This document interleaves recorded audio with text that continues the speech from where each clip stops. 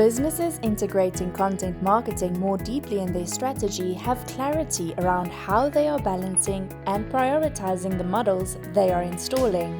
Hi, I'm Kelly from the International Institute of Digital Marketing. Let's discuss the 4 operating models of content: performer, platform, player, and processor. When content strategy succeeds, it typically happens in one or more of these 4 content operating models along 2 axes. The quick and easy way to explain and distinguish the models is to look at the output. The player content model. In the lower left quadrant, the player model is certainly the most common. Often 2 or 3 people, although it can be many more, are tasked with fulfilling the needs of the business by creating, producing, and merchandising content.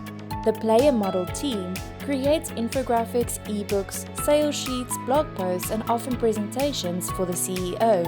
This team is the creator of assets. The processor content model.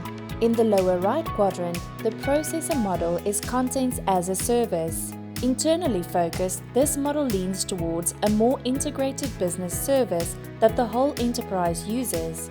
Maybe a team or teams work on SEO strategy or localization, scalability, best practice guidelines, protocols, etc. They set the standards for how content will be created and managed in the organization or by outsourced agencies.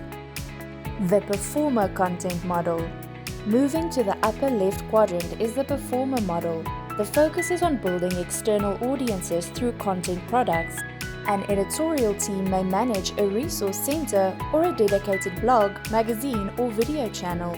Discrete, immersive experiences aimed at building or moving audiences. The platform content model.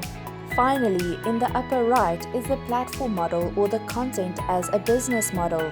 Content is not only created as a marketing and sales tactic, but might be an integrated product or business strategy. The platform model could have a revenue stream too. For more information, visit www.iidm.world.